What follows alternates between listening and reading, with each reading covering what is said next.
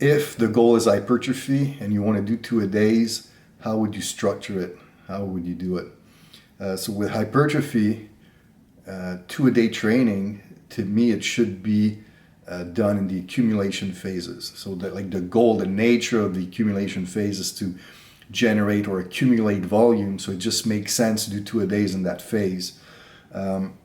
Now, what will happen is I would use a split routine. So let's say chest and back, lower body quad dominant, arms and shoulders, and then posterior chains 4 days a week, Monday, Tuesday, Thursday, Friday, for example. And then the AM workout, you work in the hypertrophy range, but you do like simplistic training, like A1, A2, B1, B2, C1, C2 in the functional hypertrophy range. Okay. Now the PM, using that same split, now you do like more of these classical bodybuilding methods of the agonist superset, heavy light, pre-exhaustion, post-exhaustion, tricep, giant set. So these type of things that you do in the PM. Okay, so now you're really generating a lot of volume on top of it. Just make sure though, make sure that the workouts are not too long. Maybe like something like a 40 to 50 minutes workout in the AM and a 30 to 45 minute workout in the PM. This usually should do the trick. And then as you move on to intensification phase, then you go back to 1 a day, and now you focus more on higher intensities and lower reps with those big compound lifts. And at that point, I would probably switch to a upper body 1, lower body 1, upper body 2, lower body 2 split, so that you can hammer the compound at a higher frequency. So can I explain complex training and contrast training? So this is a little bit confusing because depending on the source, depending on where you read, these terms are described a little differently. But like for example, like some people describe what I describe contrast as complex and vice versa. But from my sources, what I've learned is contrast training. Let's say we're talking about lower body. You're using an A1, A2 setup, and you're creating in a superset fashion, you're creating a velocity contrast and also a load contrast for that matter. So what happens is your A1, it could be a back squat for 3 reps with a 4-0x0 tempo. So you're going heavy with a more controlled tempo. And then the A2, so like 10 to 15 seconds after, then you do something that's faster, much faster. So it could be a reactive squat jump, for example, okay, where you're using 10% of your 1RM back squat on your shoulders and you're jumping as high as you can. But now it's all about a short ground contact time to work on a reactive strength properties, so that elastic energy. So you see it's a contrast from a heavy, slow to a lighter, fast movement. Okay, so it's it's kind of like you can almost like associate it to those baseball players when they wait to go to hit a ball. Like they add weight to the bat, they take their little swing, and then they go at the plate, and now they have a lighter bat. So it creates this kind of contrast that makes it feel like the bat is lighter. Now complex, it's more the structure of the training session. So your A, your B, and your C series, and you're creating different velocities, but technically speaking, especially for the entry level trainees into the world of complex training, what happens is the A exercise for lower body would be your fastest. The B exercise would be your second fastest, and then the C exercise would be your slowest. Okay, so you see we're going opposite from the contrast training. Contrast was heavy, slow to light, fast in a superset fashion, while complex it's A, B, C series from fastest to slowest. So that complex training could look something like A series, let's say penta jump. Okay, so five bounding jumps, like 5 back-to-back jumps with like 0 like quick ground contact time. Then the B exercise, it could be like snatch pull, right? So a faster exercise, a slower exercise than the penta jump, but faster than the C exercise, which could be a back squat. Okay, so you see the progression in velocities. So that's how a complex session would be built. Do I ever prescribe single leg deadlift? Now I don't know which deadlift is specified in this question. If we're talking about a conventional deadlift from the floor, no, I would never prescribe a single leg deadlift for that. But I do like the single leg Romanian deadlift with dumbbells for the earlier phases of training. So like your general preparation phase where you're focusing more on structural balance.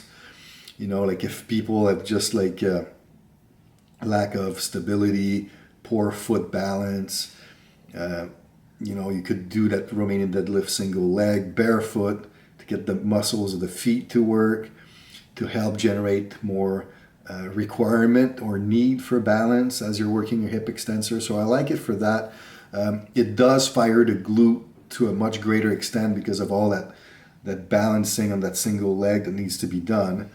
Now, although it fires the glute to a greater extent, the intensity and the load potential of that firing is not as great as other bigger compound lifts, which is why I would use it more in the C series in the earlier phases of training. Could I recommend isometric pauses as at the end range of a movement, or it's always at the quarter of the movement? No, yeah, you can use isometric pauses at the end range, especially for like movements like rows, for example, like the scap retractors at the end of the rowing motion. These muscles tends to be weak in a lot of people, so adding an isometric pause once the bar is on your chest or abdomen can prolong the time of retention in the weak spot, which can help in strength gain potential and hypertrophy. So you can definitely do that. Or you can even do like mechanical disadvantage pauses on stuff like squats or bench press, where you're going all the way down into your squat and then in the bottom position, you stay there for 4 seconds. I like 4 seconds because it's long enough to take away elastic energy, but not so long that it detracts from the amount of weight you can use. But one clear thing, though, a lot of people, when they do that, they relax in the bottom position. But if you're relaxing, then you're not contracting. So keep in mind, we're talking about an isometric contraction. So you go to the bottom, you stay there for 4 seconds, but you're still under tension. You still need to create a contraction, but you're just not moving. Okay, so these are very useful. The only reason why on certain techniques like the 3-pause concentric or eccentric, the pauses are done at the top quarter, mid-range, and bottom quarter, it's simply because we know that isometric contraction strength potential radiates 15 to 20 degrees up, 15 to 20 degrees down.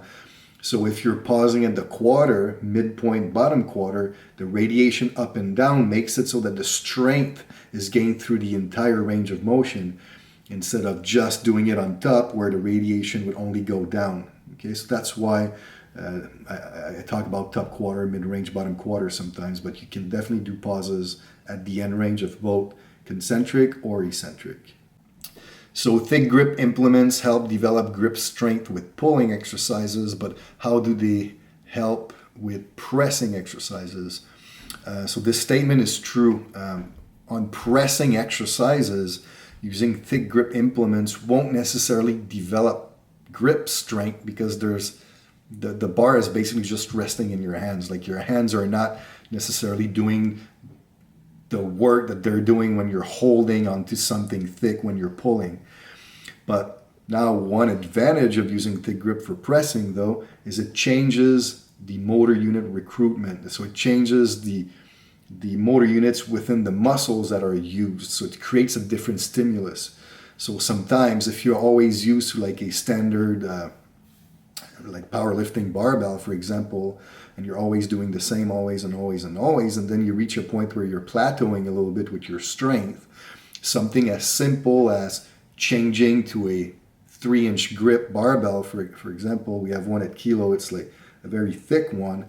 Now that change would be enough to tap in such a different motor unit pull into your pec and triceps and shoulders that it could be enough to go through that plateau and then promote new strength gains. Okay, so that's why these are useful. And also on a sports performance perspective, they can also be useful at making the gym training a little bit more sports specific.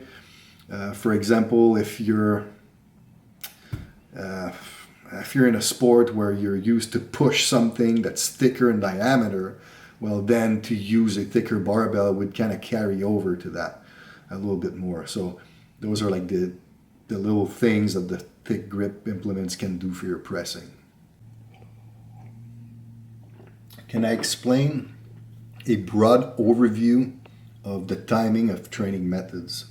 So training methods, you have to understand that most of the training methods used in strength and conditioning are based off the 3 main muscle actions that are used in training, which are concentric contractions, eccentric contractions, and isometric contractions.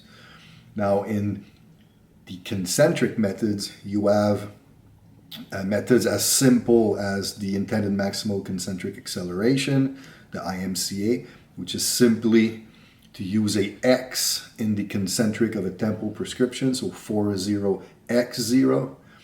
And that X, basically what it means is the intent to accelerate the load as fast as possible. So even if you're training at 90% and you're trying to go as fast as possible, it will allow you to tap in more high threshold motor units than if you did not attempt to go as fast as possible. But concentric methods could also be the speed strength methods. So all these speed strength training parameters would go into the concentric family of training methods. Then you have the eccentric methods, so your sub-maximal eccentric, your supramaximal eccentric. Then you have your isometric methods, your yielding isometrics, overcoming isometrics. So now the timing of training methods, so you have all these training methods that can be used, but in the context of periodization, because periodization is management of not only fatigue, but performance potential. So you cannot plan these methods at random in the context of training. They need to be positioned in the bigger picture of your periodization at spots in which the adaptation from that stimulus will yield in the highest possible performance for the event. Okay, so that's what it is. The timing of training methods is when is it best to position all these different methods in the context of a macro cycle to optimize your peak in performance for the event or the sport you're playing.